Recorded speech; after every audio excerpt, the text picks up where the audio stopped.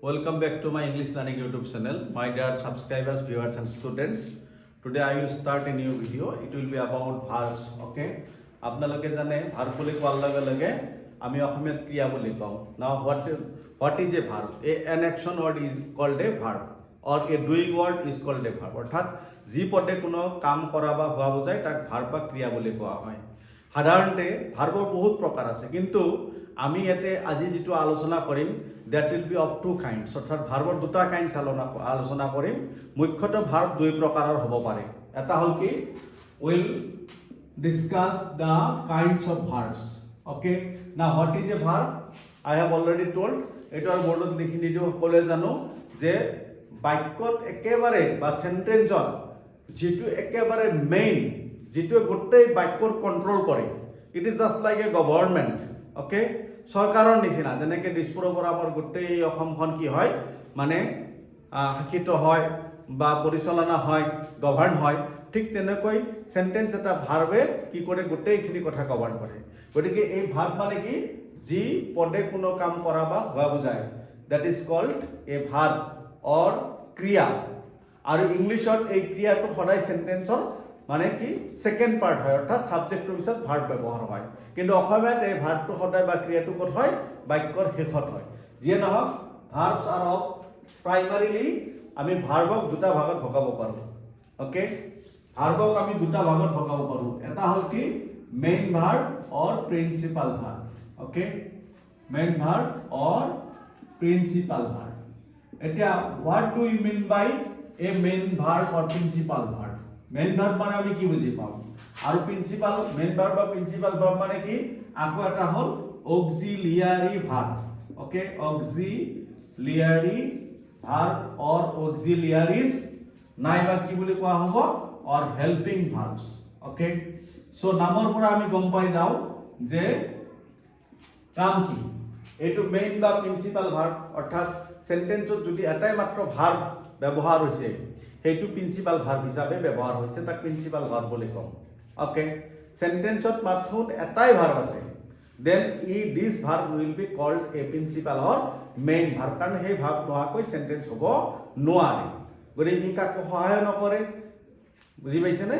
ই চিধাই কি কৰে, যিটো কাম সেই কামটো মানে ডিৰেক্টলি কাম কৰা বা হোৱা বুজায়. That is why such types of verbs are called principal or main verb. এনেকুৱা main verb বা principal verb আমাৰ ভাৰ্বৰ লিষ্টত বহুত আছে. যেনেকৈ go লিখিব পাৰো, do লিখিব পাৰো, ওকে, eat লিখিব পাৰো, তাৰপিছত কি run, তাৰপিছত আপোনাৰ যিমান আছে আৰু drink etc.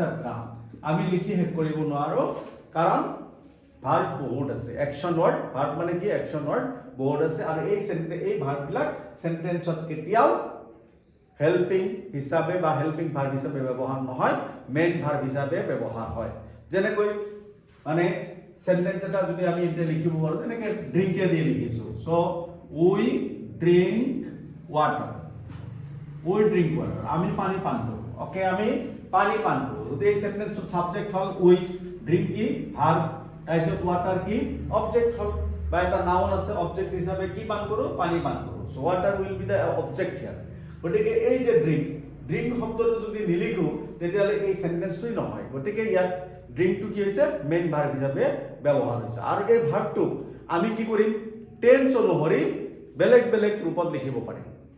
অৰ্থাৎ এতিয়া এই ভাৰ্বটোক ড্ৰিংক ভাৰ্বটোক আমি কি কৰিছোঁ প্ৰেজেন্ট টেন্সত লিখিছোঁ, সেইকাৰণে ড্ৰিংক হৈছে. যদি কওঁ যে আমি পানী পান কৰিছিলোঁ, তেতিয়াহ'লে ড্ৰিংকৰ পাষ্ট টেন্স কি লিখিম, ড্ৰেংক লিখিম. সো উই ড্ৰেংক ৱাটাৰ. ওকে, উই ড্ৰেংক ৱাটাৰ. সো ইয়াৰ দ্বাৰা বুজি পালোঁ যে এই ভাৰ্ববিলাকৰ কি হয় টেন্স অনুসৰি পৰিৱৰ্তন হয়. টেন্স অনুসৰি কি হ'ব পৰিৱৰ্তন হ'ব, সাবজেক্ট অনুসৰি পৰিৱৰ্তন হ'ব. ইয়াতে লিখিলোঁ উই ড্ৰিংক ৱাটাৰ, প্ৰেজেন্ট টেন্সত উই ড্ৰিংক হৈ গ'ল, আকৌ পাষ্ট টেন্সত উই ড্ৰেংক ৱাটাৰ লিখিলোঁ. এইবাৰ যদি আমি সাবজেক্টটো চেঞ্জ কৰি দিওঁ, if we change the subject, উইৰ জাগাত যদি কি লিখি দিওঁ, হি লিখি দিওঁ, then it will be he drinks water. Present টেন্সত কি হ'ব, he drinks water, he drink water লিখিলে নহ'ব.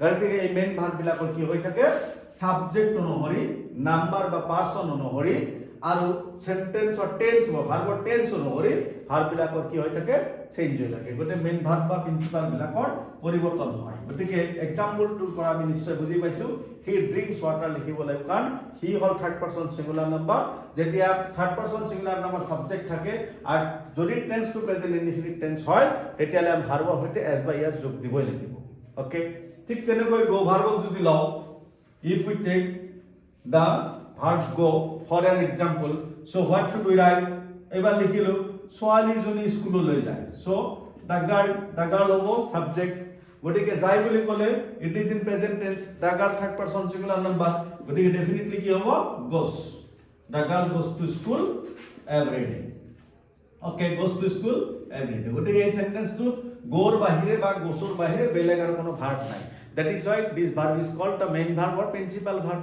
আকৌ এবাৰ ছোৱালীজনী স্কুলত যায় বুলি কোৱাৰ লগে লগে এজনী ছোৱালী বা নিৰ্দিষ্ট ছোৱালী এজনী কথা কৈছো কিন্তু এবাৰ ক'লো কি ছোৱালীবোৰ স্কুললৈ যায় তেতিয়ালে সব লগালগ ছোৱালীবোৰ বুলি কোৱাৰ লগে লগে here it will be the girls এবাৰ কিন্তু দা গাৰ্লস আহিল এটো থাৰ্ড পাৰসন হয় কিন্তু প্লুৰাল ফৰ্মত আছে গতিকে এবাৰ কিন্তু কি লিখিব লাগিব প্ৰেজেন্ট টেন্সত গো হ'ব এবাৰ গোস নহয় সো কথাটো অলপ লক্ষ্য কৰিব লাগে যেতিয়া প্লুৰাল ফৰ্ম আহিব তেতিয়া প্ৰেজেন্ট টেন্সত ৰুট ফৰ্মটো ইউজ হ'ব ৰুট ফৰ্ম মানে কি যেটো মূল ফৰ্ম আৰু ভাৰ্বৰ সেইটোৱে ইউজ হ'ব the girls go to school okay go to school every day নিশ্চয় বুজি পাইছে এতিয়া আমি নিশ্চয় বুজি পালো যেতিয়া সাবজেক্ট টু থার্ড পারসন কিন্তু প্লুরাল ফর্মত আছে প্লুরাল ফর্মত থাকিলে এস বাই এস কি তেতিয়া লিখিব নালাগে ভাৰ্বৰ লগত এস বাই এস নাহে সো এইটো কথা আমি সদায় লক্ষ্য কৰিব লাগিব কিন্তু যেতিয়া যেনেকৈ the girl goes to school every day অৰ্থাৎ এটো আমি কি টেন্স লিখিছো প্ৰেজেন্ট টেন্সত লিখিছো the girl to third person singular number